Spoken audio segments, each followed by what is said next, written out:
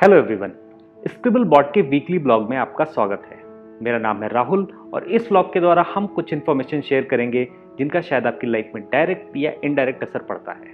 तो आज हम इसके पहले एपिसोड में भारत में हुए लॉकडाउन के इम्पैक्ट के बारे में बात करेंगे और देखेंगे वाकई ये एक इफेक्टिव मूव था और क्या हम इसका उतना फ़ायदा उठा पाए जितना हमें उठाना चाहिए था। तो चलिए शुरू करते हैं लॉकडाउन के एनालिसिस को। Why lockdown was required. हमने देखा कि वुहान सिटी में कोरोना वायरस का जैसे ही पता चला पूरे शहर को एक कंप्लीट और स्ट्रिक्ट लॉकडाउन में डाल दिया गया। इसका मकसद था वायरस को एक सीमित एरिया में कंटेन करना।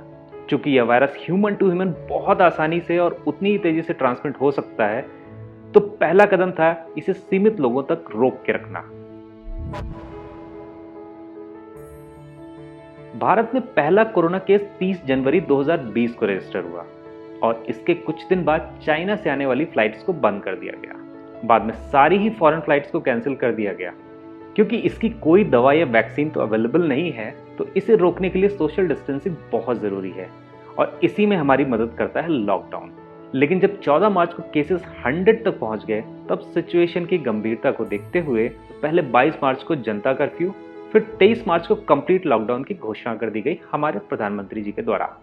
पूरे देश में आज रात 12 बजे से संपूर्ण देश में संपूर्ण लॉकडाउन होने जा रहा है। लॉकडाउन का भारत में भी एक ही मकसद था, कोरोना को तेजी से फैलने से रोकना, ताकि हम अपनी स्वास्थ्य सेवाओं को दुरुस्त कर सकें आगे आने वाले टाइम के लिए। जैसा कि हम आंकड़ों पर नजर डालें तो हमें पता चलेगा कि लॉकडाउन के पहले ही मकसद में हम विफल हो गए, जो था कोरोना की स्पीड को रोकना। लॉकडाउन की शुरुआत में जो नंबर 499 था, आज 2 जुलाई को लगभग 6.5 लाख संक्रमित मरीजों की संख्या को हम पार कर चुके हैं। लॉकडाउन का दूसरा सबसे बड़ा यूज तो हमें अपनी स्वास्थ्य सेवाओं को कोविड-19 के लिए रेडी करना था। लॉकडाउन की शुरुआत में भारत में वेंटिलेटर्स वाले जितने बेड्स अवेलेबल थे, फ्यूचर में हमें उससे कहीं ज्यादा बेड्स की जरूरत पड़ने वाली थी।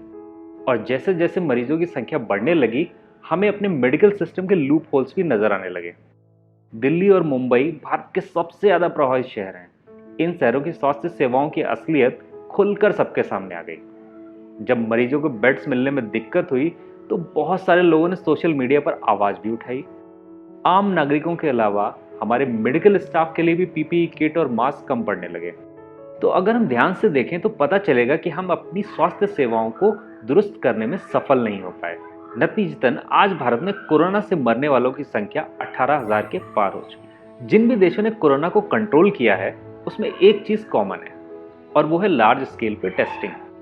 क्योंकि यही एक तरीका था जिससे हम बीमारी के फैलने के दर और पैटर्न को पहचान सकते हैं। हमारे देश में अगर टेस्टिंग का रेट देखें तो यह 6,000 पर 10 लाख है, जो विश्व में 139वें नंबर पर आता है।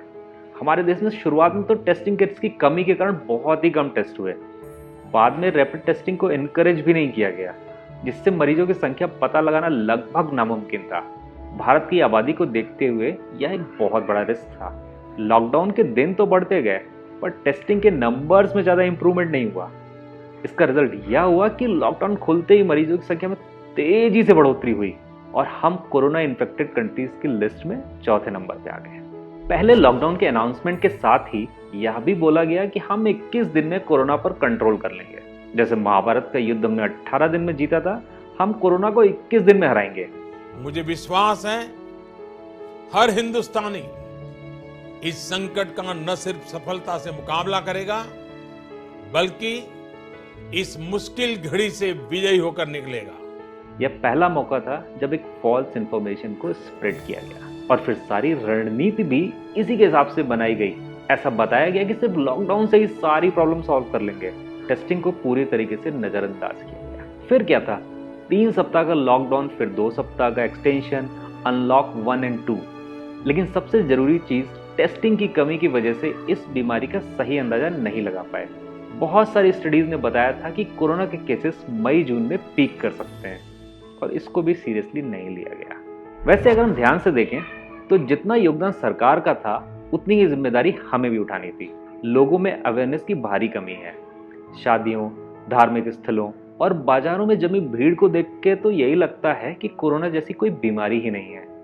जबकि भारत में शुरुआत में तबलीगी जमात ने सुपर स्प्रेडर का काम किया, लेकिन बाद में एक के बाद एक कई किस्से आए जहां लॉकडाउन के नॉर्म्स को ताक पर रखकर लोग इकट्ठा हो गए। तमिलनाडु में भी एक बड़ा बाजार लगने से यह वायरस काफी तेजी से फैल गया। छोटे शहरों, घनी बस्तियों और बाजारों में लोगों को बिना मास्क के देख सकते हैं। कुछ तो अभी भी इसे कॉन्स्पिरेसी थ्योरी ही मानते हैं।